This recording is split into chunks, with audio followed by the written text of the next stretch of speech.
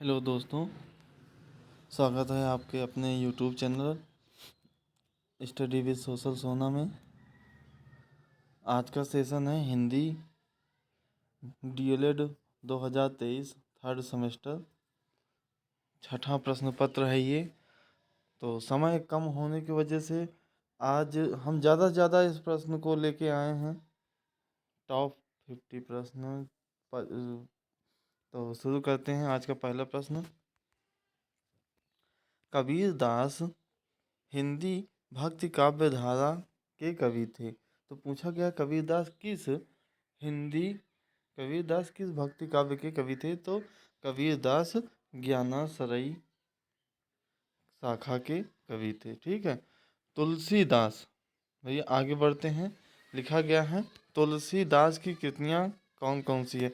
तो भैया तुलसीदास की कृति है सूर सागर, सूर सारावली, सूर साहित्य लहरी। मतलब ऑप्शन क्या सही होगा, उपर्युक्त सभी। ओके, आगे बढ़ते हैं। तुलसीदास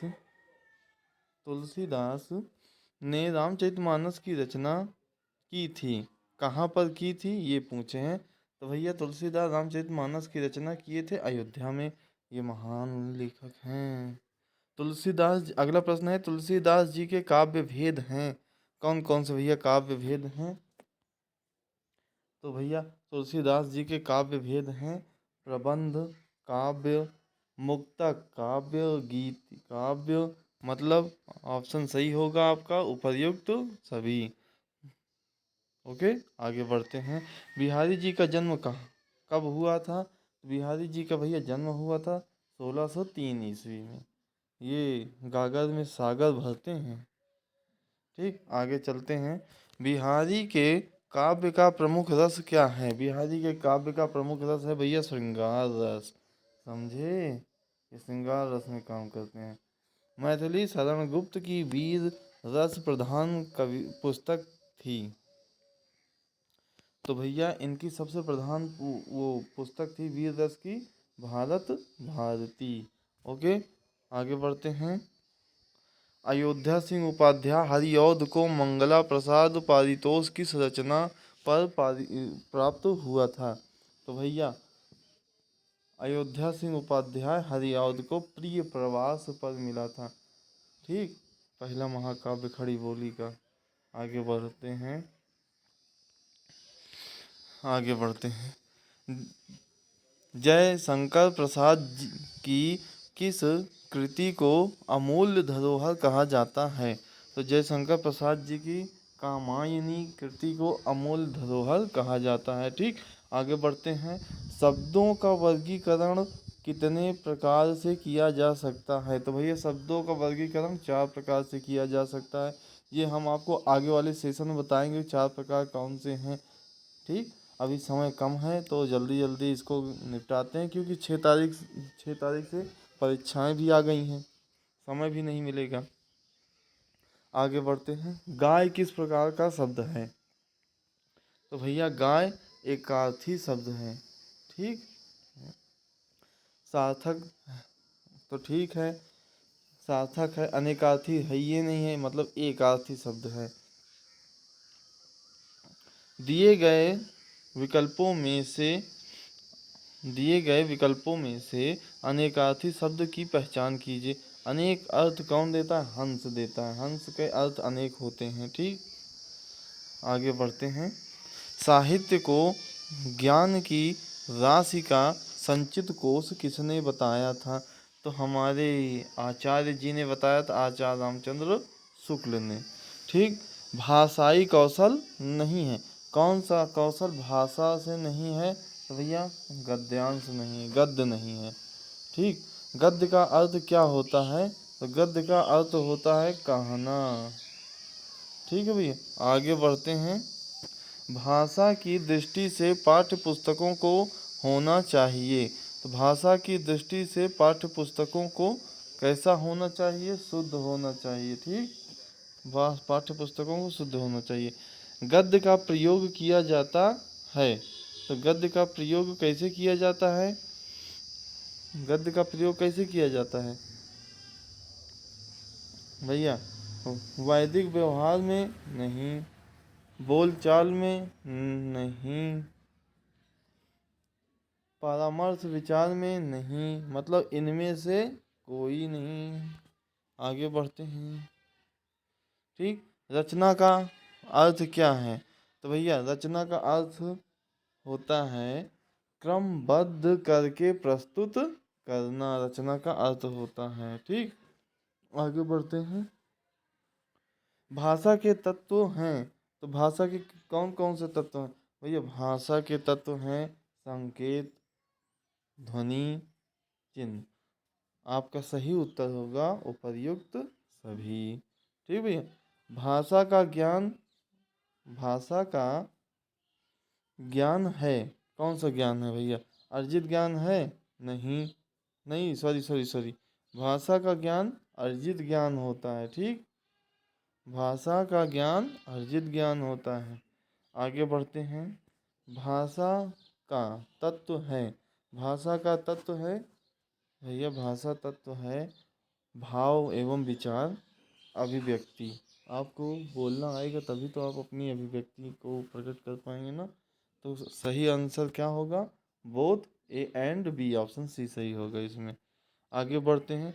मनुष्य के भावों की अभिव्यक्ति होती है संकेतों द्वारा। कैसे? संकेतों द्वारा, हाँ होती है। वाणी द्वारा भी होती है और भाव भंगिमा द्वारा भी होती है। मतलब आपका सही आंसर है उपर्युक्त सभी। ओके।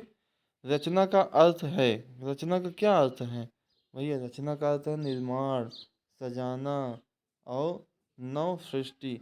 और आपका सही उत्तर होगा उपर्युक्त सभी। आगे बढ़ें? ठीक है, बढ़ते हैं आगे।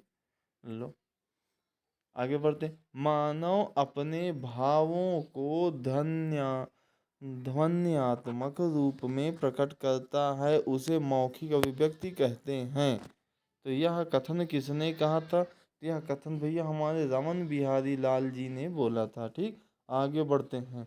मौखिक अभिव्यक्ति नहीं है, कौन सी नहीं है? तो भैया मौखिक अभिव्यक्ति है कविता लेखन। ये मौखिक नहीं है, ये लिखित अभिव्यक्ति है। ठीक, अभिव्यक्ति का उद्देश्य क्या होता है? अभिव्यक्ति का उद्देश्य क्या होता है?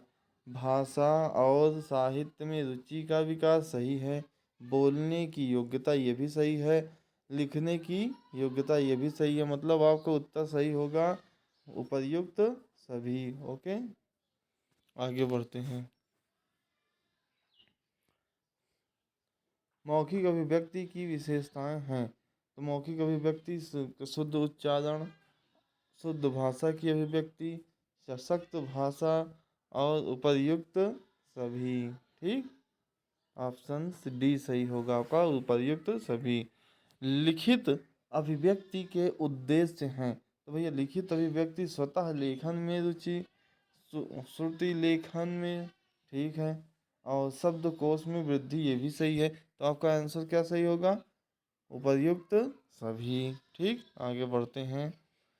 कवि कबीर दास के सूफी गुरु कौन थे? तो कबीर दास के सूफी गुरु कौन है भैया? शेख तकी। ठीक, आगे बढ़ते हैं।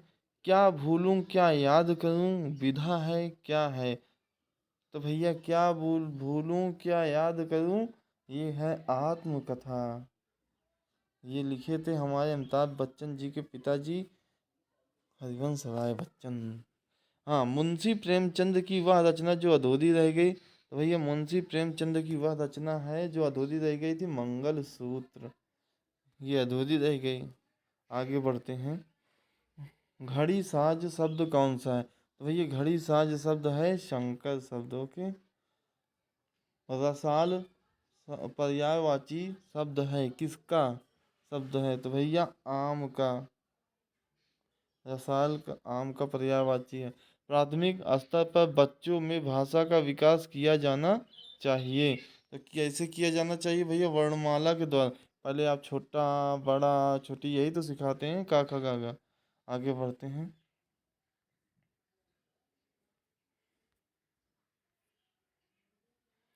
रात्रि का पर्याय नहीं है, तो भैया ये रात्रि का पर्याय नहीं है, ये सौदामिनी, ये बिजली का पर्याय है। विमुख का विपरीतार्थक शब्द है। विमुख का उन्मुख, विपरीतार्थक मतलब बिलो। आँख, आँखें खुलना मुहावरे का अर्थ है। कौन सा अर्थ है? तो होश में आना। ठीक, ये सब गलत नहीं होने चाहिए। आगे बढ़ते हैं। अत्यधिक शब्द में प्रयुक्त उपसर्ग है। तो भैया अत्यधिक शब्द में प्रयुक्त उपसर्ग है अति। अति उपसर्ग है। निम्न, आगे बढ़ते हैं। निम्नलिखित में से सभी शब्द समूह बादल के पर्यायवाची हैं। कौन सा शब्द है जो बादल का पर्यायवाची है? आइए देखते हैं। तो भैया जलज नहीं है, एक देख लिए। नीरज, ये भी नहीं। जलद भी, ये भी नहीं है। इसमें जलज दे दिए हैं, ये भी नहीं, ये भी नहीं, ये भी नहीं, ये भी नहीं है, ये भी नहीं है। मतलब बचा कौन सा? तो भैया बचा हमारा मेघ घन वारिद।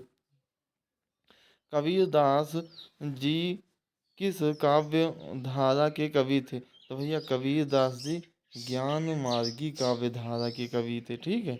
गोदान के लेखक कौन है? भैया गोदान के लेखक हैं मुंशी प्रेमचंद। गोदान के लेखक कौन है? मुंशी प्रेमचंद। ओके, आगे बढ़ते हैं। सूरदास की रचना कौन सी है? भैया सूरदास की रचना है साहित्य लहरी। अभी ऊपर ये क्वेश्चन एक बार हो चुका है। आगे बढ़ते हैं।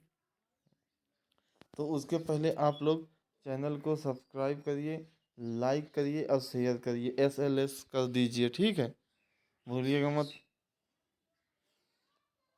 जरूर से जरूर करिए शेयर इसको। मानक हिंदी का मूल आधार कौन सी बोली है? मानक हिंदी का मूल आधार भैया खड़ी बोली है। ठीक, मानक हिंदी का मूल आधार खड़ी बोली है। ओके, आगे बढ़ते हैं। दिए गए विकल्प में कौन सरस्वती का पर्यायवाची नहीं है? तो भैया कौन नहीं है? देखो, भारती है, वीणा पाणी है, शारदा भी है। कौन सा नहीं है? भार्गवी नहीं है। भिक्षुक में प्रत्यय लगा है। कौन सा लगा है बताओ? भिक्षुक में, भिक्षुक में उक प्रत्यय लगा है। भिक्षुक उक। ठीक, आगे बढ़ते हैं। लघु शब्द का विपरीत अर्थक क्या होता है? भैया लघु का दीर्घ होता है। ठीक है। हाँ, पूरब और उत्तर में के बीच में, पूरब और उत्तर के बीच में जो दिशा बनती है उसको क्या कहते हैं, यही पूछे।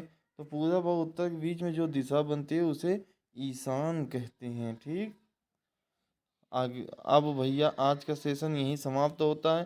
कल से अति लघुत्तरी प्रश्न चलेगा, तो ज़्यादा से ज़्यादा इस वीडियो को शेयर करें। ठीक भैया, शेयर कर दें, सब लाइक कर दें, सब्सक्राइब कर दें। आज के लिए इतना ही। जय हिंद, जय भारत, वंदे मातरम, भारत माता की जय। जय श्री राम।